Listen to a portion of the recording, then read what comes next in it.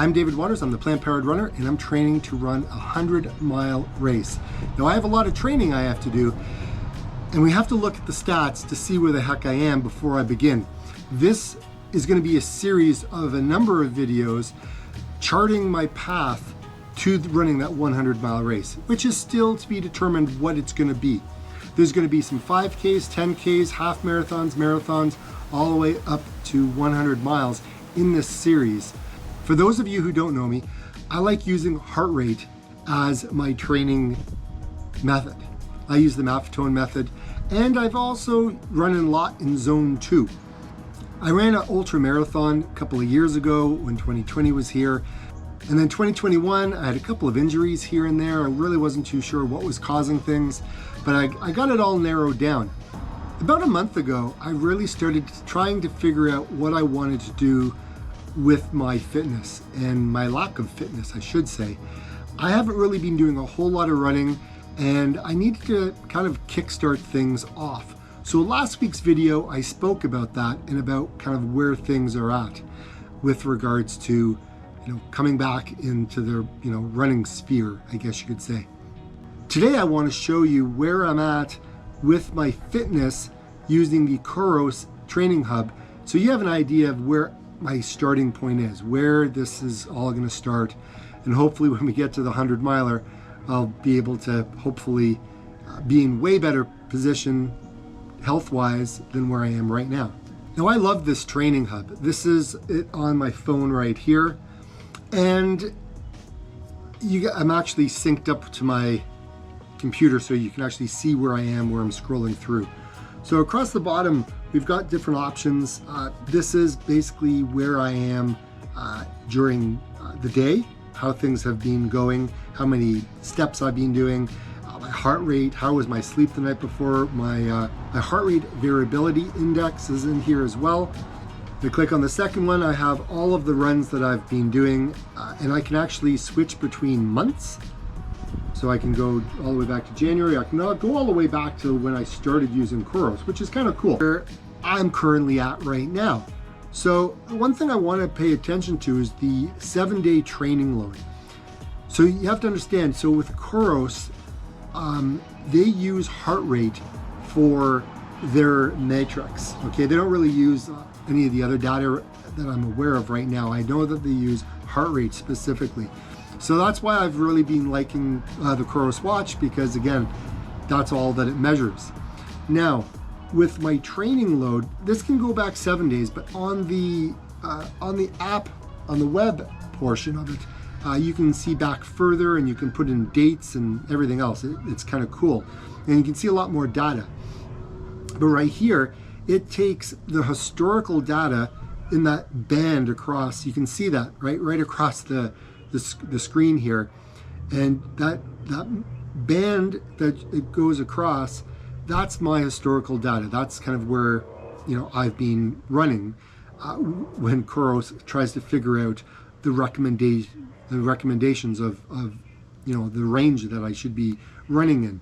And then you can see my load for the last 7 days, which is up there as well on the left. Now what's interesting is, over the last little while, my training, you can see the load kind of really started to spike up at the top there. I'll talk about that on the next video that I go through. But as you can see, it's kind of come back down. It's back in my range. And basically the reason for this is it kind of says, look, we don't want you to get injured. Based on your historical data, this is the bandwidth that you should be running in. So when you go outside of that zone, you have a higher chance of injury. Essentially, that's what they're saying. So I wasn't doing so well, but there's a method to my madness, and I will explain that on my next video next week. So this is a really interesting one. So we talk about fatigue, we talk about base fitness, we talk about load impact. That basically is my current run that I just did, okay, up across the top. And so you can see the fatigue score, it's a lot lower, because when I started this, the fatigue score was really high. My base fitness has actually climbed again. We're going to go on that on the next video. But my load impact has come down significantly, as you can see in this right here. Now, right now, my marathon level, as Coros is saying, I'm 54. I'm about 33% of all the other Coros runners. So I've got a lot to work on. My VO2 max is 36, which is really low. And it's low because I haven't really been doing any training, any high intensity training. And again, I'm working my way back. So that number is going to be low. My resting heart rate's out of whack because there was a period of time where I wasn't wearing my watch. So on evenings. And so anyways, my number is off. So hopefully over time, the more that I'm wearing my new Vertex right now, hopefully that number will come down and we'll see more of a reflective. I think it should be more like around 55, even below, because that's what I've been testing in the morning. And then my running performance. So my running performance is good. That was the last run that I did, which was, I don't even know which day that I'm looking at. But anyways, it says that I was good. I was training in the right number. My threshold pace was 5:08, which is coming down. And my threshold heart rate is 160. So for any of you that saw me run my half marathon, you know that I was trying to keep it at that. My race predictor says that 5K I could do in 24 minutes, 27 seconds. Average pace 5:53. So my running goal from last video, I said I wanted to run it in 25. Then I think I could run it maybe faster, or my watch thinks I can. 10K in 50 minutes, 49 seconds, 5:05 pace. Half marathon 1:52 with a 5:20, and marathon 4:23 with a 6:15 pace. So can I possibly? Yeah, absolutely. I think all of those are doable. So we'll see how all that kind of works out. If I click into my workouts, this is where I talked about last week that I could go ahead and I can create workouts. I can put in all kinds of different types of workouts in here. I can mix them up if I'm doing intervals. I can mix it up if I'm actually going ahead and I'm going to do some weight training. I can add all of that into my training right here. So I have some personal records that the watch has put together for me. So I thought I'd share those as well. So I have a 1 kilometer record of 3:44, 3K at 13:52, a 5K at 23:17, 10K at 48:20, half marathon at 1:49. Interesting to look at the stats, guys. But if you look on Strava, you'll see some of my running stats before I started using the Coros watch, because obviously I don't have my Garmin. I mean, I do. I could log into my Garmin Connect app and show you there, but I don't have it on my phone. But that's just some data to look at. Now, in here, I can go ahead and put down what kind of training I plan on doing. Tomorrow, I'm actually planning on running at 17K. So when you're watching this video, I may be running 17K. But anyways, all of my data is in here. It is really cool. And I know that Garmin has a lot of the same stats as well. But I thought I'd share, some of my stats in my Coros watch in the training hub, just to kind of show you where things are at. And what I really, really find fascinating is how I'm progressing and how I'm looking at the data to see what I can make of it and to make any changes. Look, I think I'm being transparent and open and honest with you guys, kind of all the way through the process.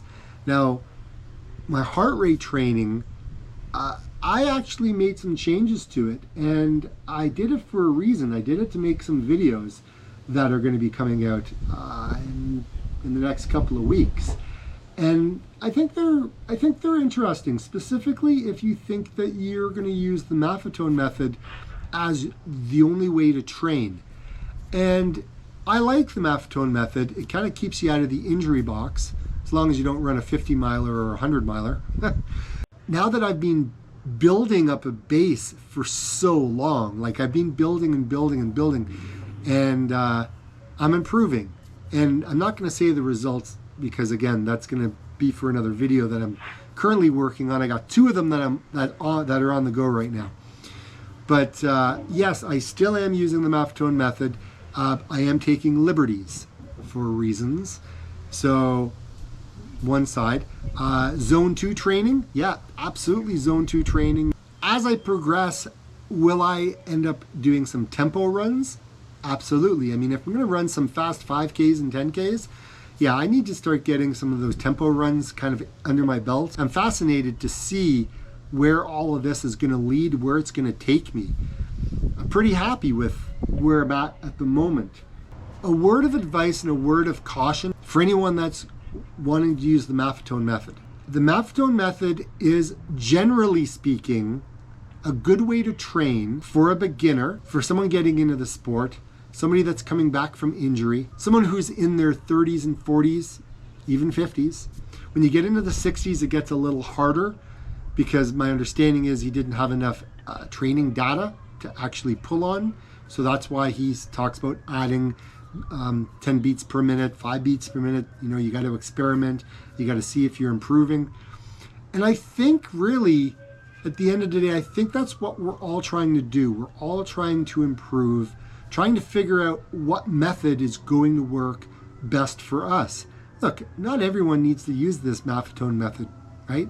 But I tell you what, I think a lot of people need to start training at a lower pace than they currently go out and train at, because you know, I've seen a lot of people get injured.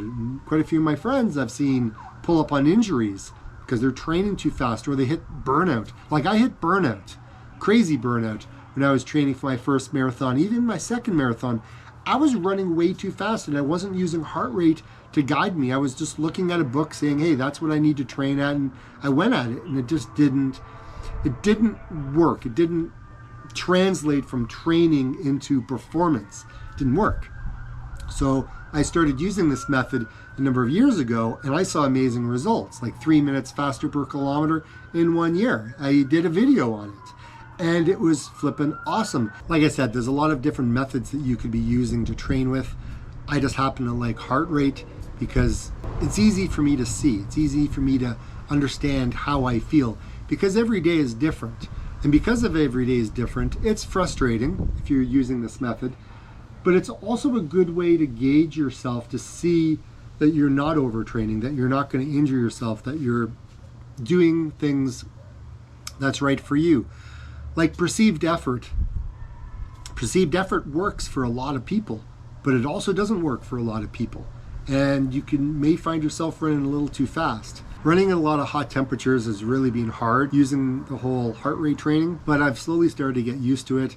Just trying to get out earlier and earlier in the mornings. And you know, with my wife having surgery, we're only like a week, you know, post surgery. She's doing well, but I've had to help a lot. And waking up earlier is one of those things. If I'm going to help around the house and do what it is I need to do, then that's what I have to do. Get up earlier.